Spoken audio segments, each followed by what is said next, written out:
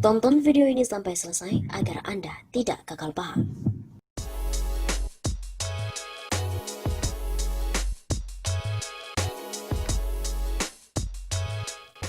37 pegawai KPK mengundurkan diri.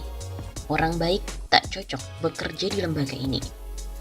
Mantan Sekretaris BUMN, Said Didu, menanggapi mundurnya 37 pegawai Komisi Pemberantasan Korupsi atau KPK sepanjang Januari sampai dengan September 2020.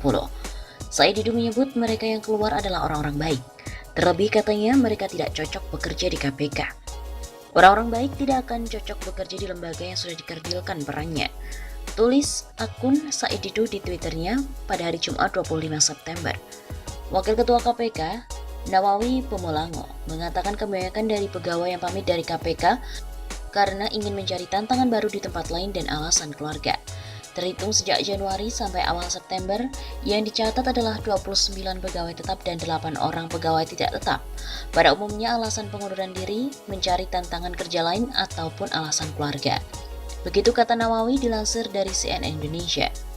Salah satu yang turut mengundurkan diri dari KPK dan menjadi sorotan adalah Febri Diansyah. Febri mengajukan surat pengunduran diri 18 September 2020 kepada pimpinan, Sekjen, dan Kepala Biro SDM KPK.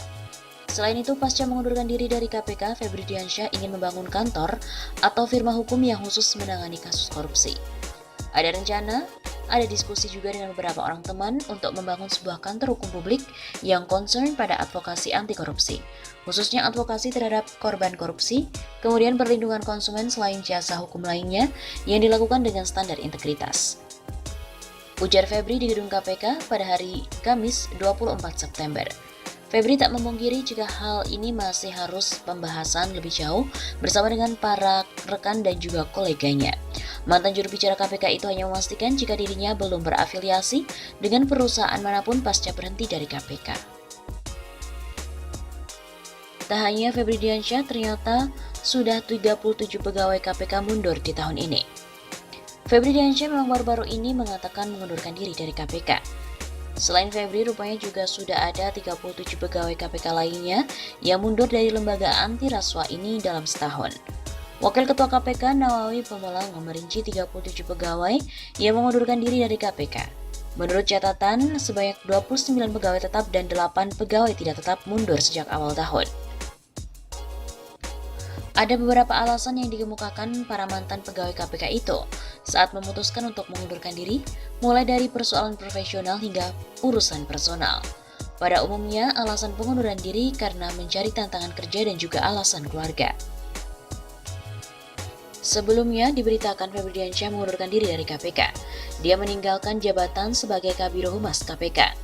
Dengan segala kecintaan saya pada KPK, saya pamit, kata Febri pada hari Kamis 24 September pada wartawan. Dari surat pengunduran diri yang diperoleh oleh redaksi, mantan juru bicara KPK itu diketahui telah mengajukan pengunduran diri sejak 18 September yang lalu. Febri mengatakan kondisi politik dan hukum telah berubah bagi KPK. Kondisi itu membuat dia akhirnya memutuskan mundur. Kondisi politik dan hukum telah berubah bagi KPK. Setelah menjalani situasi baru tersebut selama sekitar 11 bulan, saya memutuskan jalan ini, memilih untuk mengajukan pengunduran diri dari institusi yang sangat saya cintai, KPK. Begitu ungkapnya.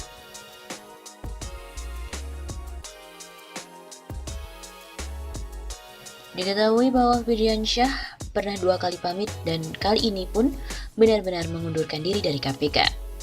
Dengan segala kecintaan saya pada KPK, saya pamit. Begitu kata Kepala Biro Humas KPK Febri Diansyah saat dikonfirmasi rencana pengunduran dirinya sebagai Kabiro Humas KPK oleh awak media pada hari Kamis 24 September.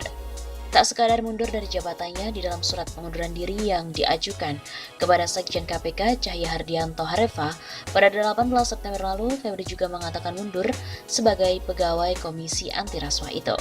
Sejak Undang-Undang KPK direvisi dan disahkan menjadi Undang-Undang pada 17 September 2019 yang lalu, Febri menilai telah banyak perubahan yang cukup signifikan di dalam tubuh komisi tersebut.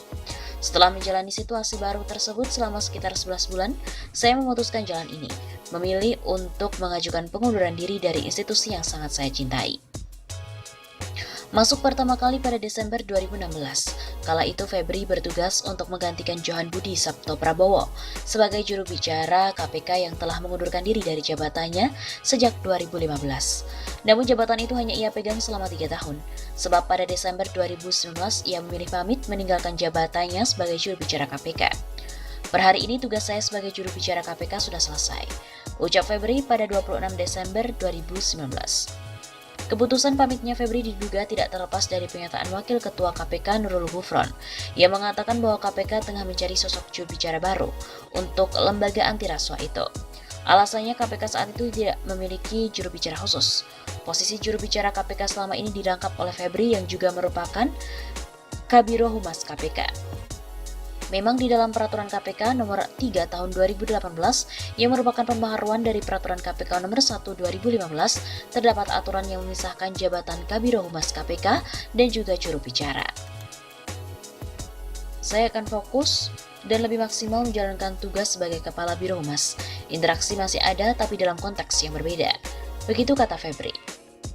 Persoalan independensi.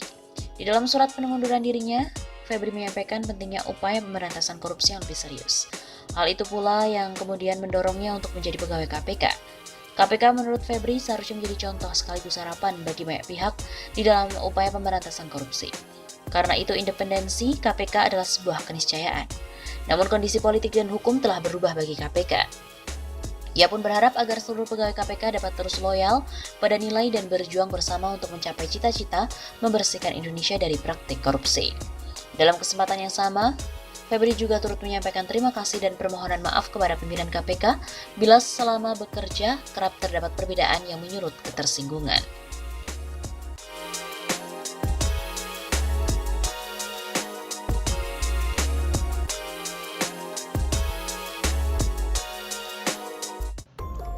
Selamat jalan KPK. Innalillahi wa inna ilaihi raji'un. Kalimat kematian ini mendadak keluar dari mulut seorang lelaki muda. Wajahnya tertunduk lesu. Tak ada gairah meskipun langit cerah. Siapa yang mati? Tanya temannya. KPK. Lelaki itu kemudian menjawab. Tetap dengan wajah menunduk. Sesekali menoleh ke atas dengan tatapan matanya yang kosong. Kapan? Tanya temannya lagi. Baru saja, katanya. Ada yang membunuhnya. Lelaki itu mulai membuka cerita. Temannya pun terkejut. Siapa yang bunuh KPK? Ia pun mulai penasaran. DPR, jawab si lelaki itu. Kali ini wajah lelaki itu kelihatannya mulai geram. Tapi DPR tidak sendirian. Ia melanjutkan ceritanya. Adakah pelaku lainnya?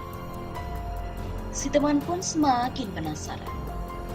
Terdengar suaranya mulai ikut gerak. Siapa pelaku lainnya? Ia pun mendesak. Pemerintah, jawabnya. Wajah teman itu lalu menunduk lemas. Raganya mulai tak bertenaga. Ya, cerita ini hanyalah sebuah ilustrasi, mencoba untuk menggambarkan apa yang ada di kepala rakyat saat ini. Suatu dialog imajiner yang memotret nasib KPK saat ini. Banyak yang curiga bahwa apa yang menimpa KPK saat ini adalah sebuah kekompakan terjorok dari komplotan sejumlah elit yang berupaya untuk menyelamatkan diri dan para saudagar yang berhasil membeli integritas mereka. Maka, mengebiri peran dan juga kewenangan KPK adalah pilihan yang dianggap paling jitu. Berita tentang KPK semakin memanas. Ada pihak yang diduga ingin menghabisinya. Strategi yang paling efektif untuk menghabisi KPK adalah: pertama, merevisi undang-undangnya. Melalui undang-undang KPK, peran KPK bisa dipreteli. taruh Dewan Pengawas untuk mengambil alih peran KPK. Mulai dari penyadapan, penyitaan, hingga penggeledahan. Bahkan terkait dengan penerbitan SP3 dengan wajib izin kepada Dewan Pengawas. KPK dicopoti satu persatu kekuatannya. Selamat jalan KPK, semoga jiwamu tenang di alam baka.